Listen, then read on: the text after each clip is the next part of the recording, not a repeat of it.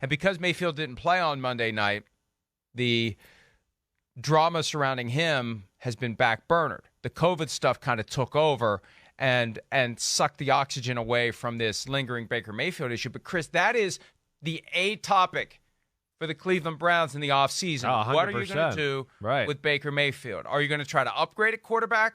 Are you going to extend Baker Mayfield for some sort of a second-tier quarterback deal? And if you're settling for a second-tier quarterback deal, that means you're settling for a second-tier quarterback. Is that what you really want to do? They have a tough organizational decision to make, although Baker Mayfield has made it easier by potentially alienating some of the fans, by alienating teammates behind the curtain when they got into the whole Odell Beckham thing.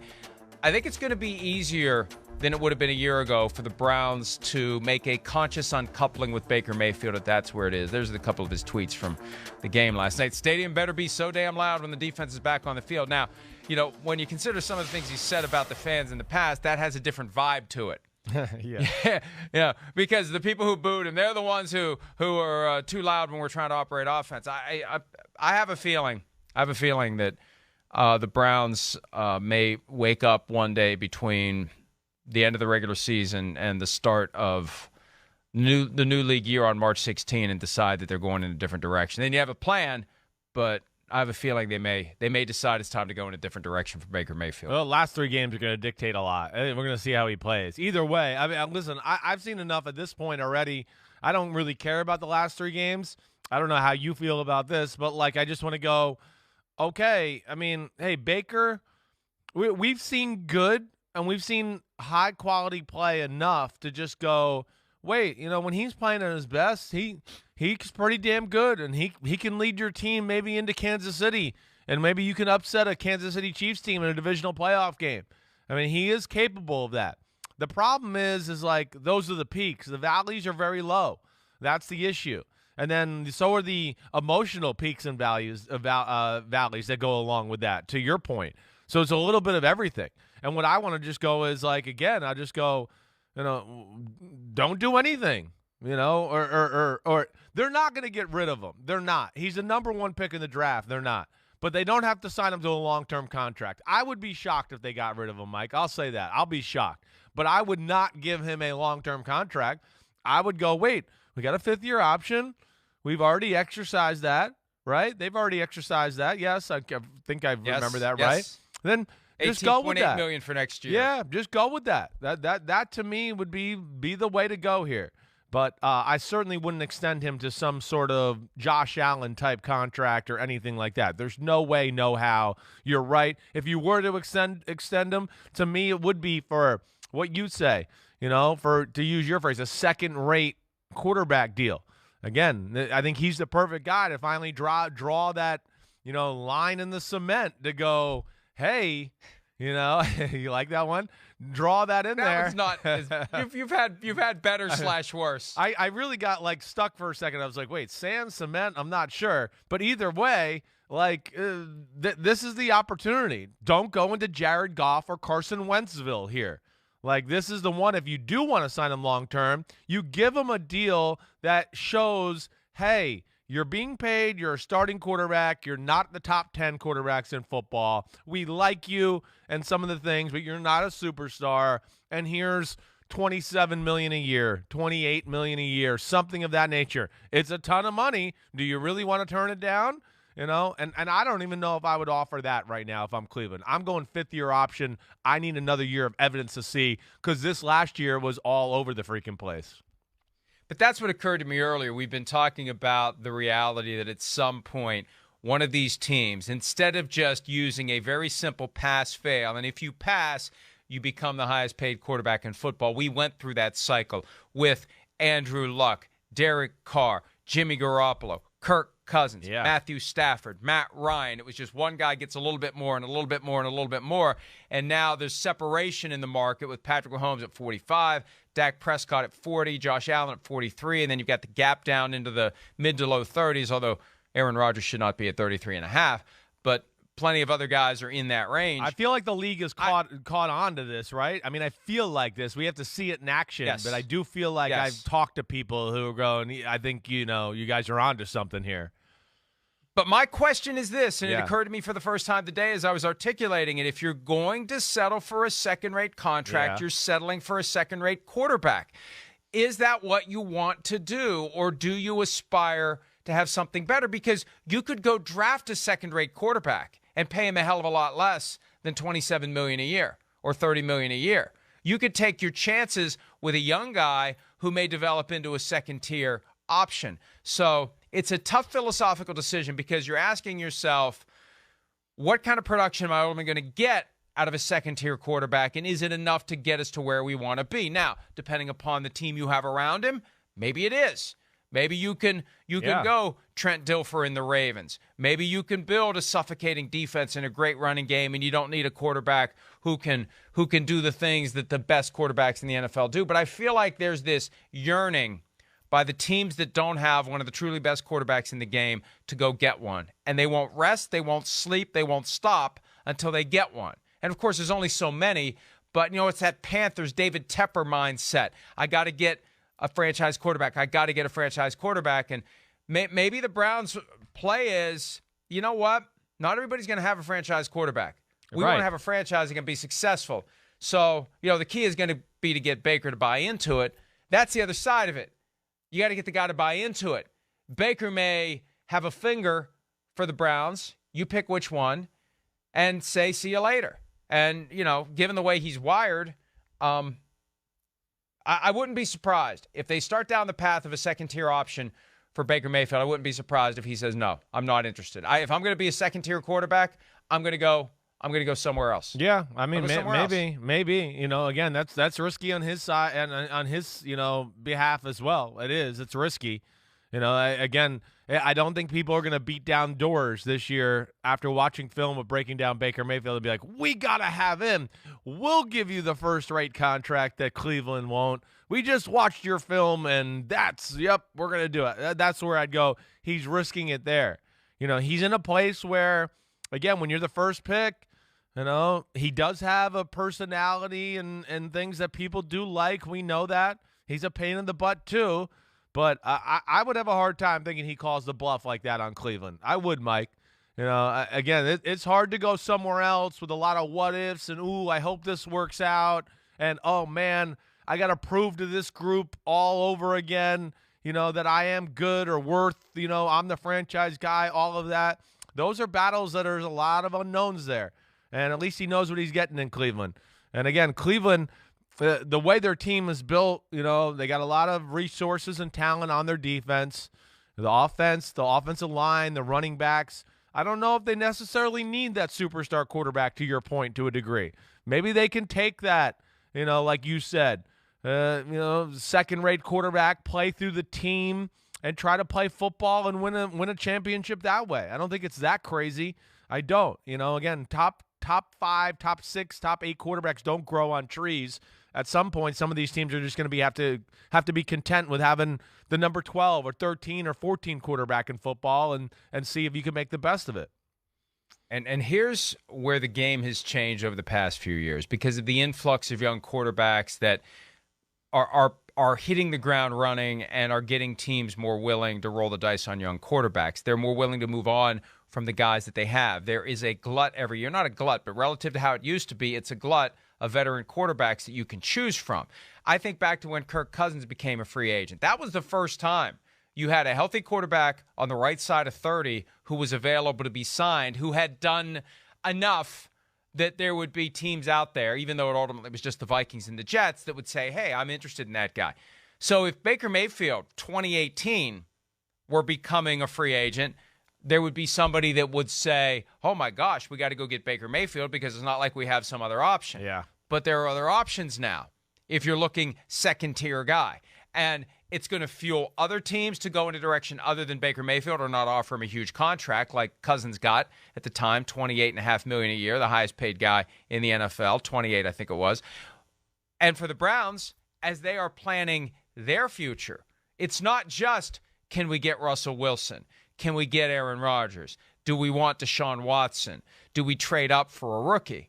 Is there another guy out there? And look, this is a team, you talked about analytics earlier, this is a team fully committed to the analytics of roster construction. I'm still surprised they offered Nick Chubb as much money as they did, even though it's not top of the market. I thought their attitude would be, hey, Nick, thanks for the memories. We got Kareem Hunt. We'll go draft somebody else. We'll draft another Nick Chubb, and he'll become the new Nick Chubb because we're going to pay him a hell of a lot less money than we're paying you. But my point is, if they apply that mindset that they've been using to roster construction with Paul DePodesta there to, bring that baseball attitude, and I'm not criticizing it, I'm just saying it's what it is. Yeah. They may look around at the second tier or third tier quarterbacks that are on the market and say, maybe this is our guy, because we can get him for a lot less than $27 million if that's what we're willing to pay Baker Mayfield. Yeah, no, I mean you might be right. Now who that second tier guy that becomes available, again, those are things that we'll have to see as the season ends, free agency comes about, see who's available there, and do they really want to do that? Do they want to bring a new guy in, learn him, teach him the offense, go from there? I mean, there's a lot of things at play there, certainly. But, I think the one thing we know or we don't expect is a long-term Baker Mayfield contract. That's the one thing I think that, to me, is pretty clear between what both of us think here. I would say most people I talk to in football would probably second those comments there. Why would you pay him anything long-term at this point? We'll see where it goes. We really will. But, crazy year in Cleveland altogether. I mean, just team inconsistent, a lot of different storylines. Now it was COVID, just all over the place, certainly. I give them a lot of credit for their effort last night. I do. I mean, both of those teams, they both have had a lot of adversity. But, like I said, I don't want to see either one in the playoffs, and I don't know where it's going to go from here. I know that. Looking ahead to March, some of the quarterbacks that are expected to be available via free agency, and of course trades would be a possibility as well. But some of the names, I'm just going to throw them out there: Marcus Mariota, Teddy Bridgewater, got a history with Kevin Stefanski, and you could argue has been more consistent than Baker Mayfield this year. Jacoby Brissett, Jameis Winston, Tyrod Taylor, Cam Newton, Nick Foles, Andy Dalton, Ryan Fitzpatrick, and at the top of the list, at least based upon what he's making this year, a guy named Ben Roethlisberger. And wouldn't that be something? Not that it would happen. Yes. Wouldn't that be something, though? Because he's an Ohio native. I get it. Wouldn't that be something if Ben decided, when the dust settled on 2021 and he realized they were nudging him out of Pittsburgh, and I know the reports are it's highly unlikely he'll play for anybody else, but wouldn't that be something if he went to Cleveland for 1 year? Yeah. Wouldn't that be something? Well, I mean, and he's done, as Pete points out, he's done really well in that stadium, in large part because the Browns have sucked for most of his career. So it's easy to get that win every year when you go to Cleveland.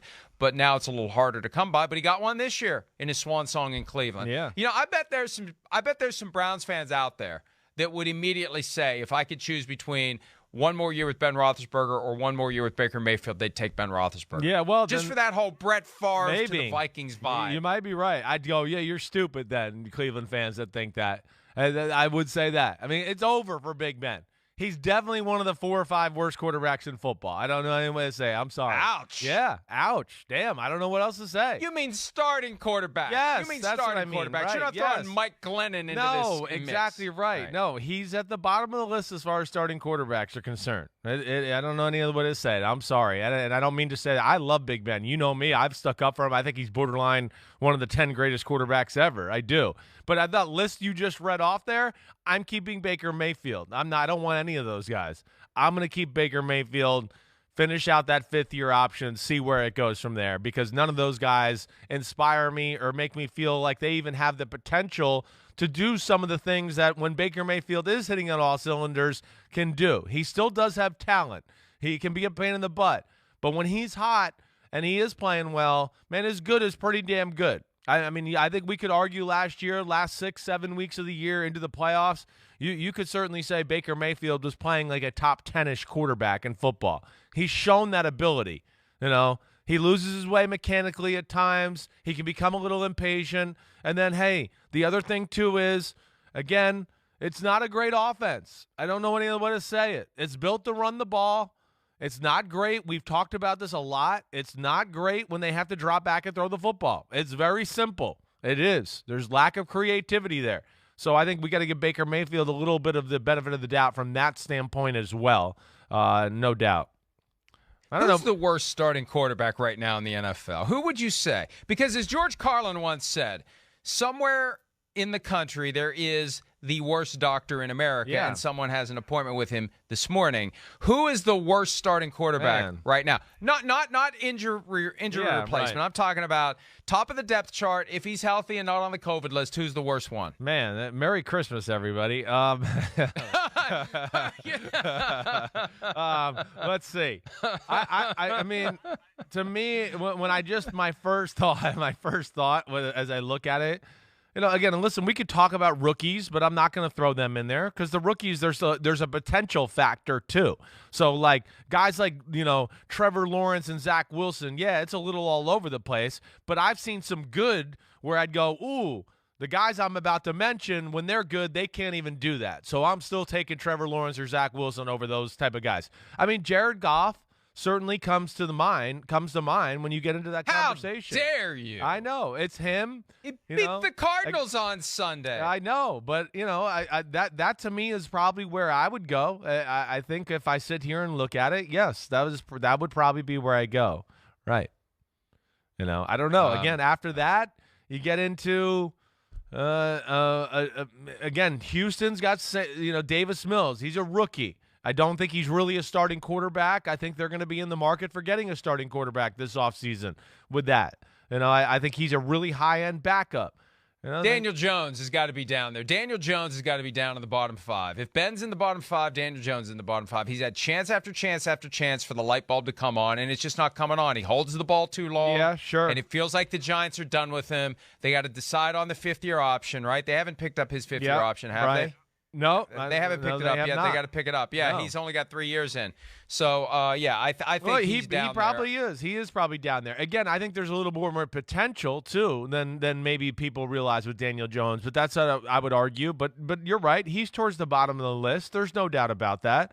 I think right now in Carolina, whoever the starter is got to be down there. No doubt about it. Again, I'm going to put Teddy Bridgewater down there in the bottom. I am. I'm sorry. He's just a high-level backup quarterback to me. That's where I'm going to go with that. And then but I think we kind of hit on it for the most part. You got the T right. I was trying to bait you into another quarterback whose name starts with T. Oh, I'm not. No, I'm not going to Tuanon. He's not. He's towards the. Hey, listen. He's in the list of towards the bottom 10 of football to be bottom 12. He's not a top 20 quarterback in football. That's for sure. I mean, if we're going to talk that way, definitely not. And I think I'm just looking at the rest of the group there. Again, I think we hit on the ones that are questionable. Taylor Heineke, I'm going to probably throw him in that list as well towards the bottom. He's gutsy. He's gritty. I know that. There's exciting plays, all of that. But there's also lots of underwhelming stuff, too, there. Again, I think it's on the cusp of high-end backup, low-level starter. I don't know what he is. The thing, again, we go back to and to what you said, there's not a quarterback problem in football. There's not. There's plenty of good quarterbacks to go around, and your team can win with them. It doesn't always have to be a superstar, but there's plenty good ones there that, can help a team win when you really break it down and look at them across the league.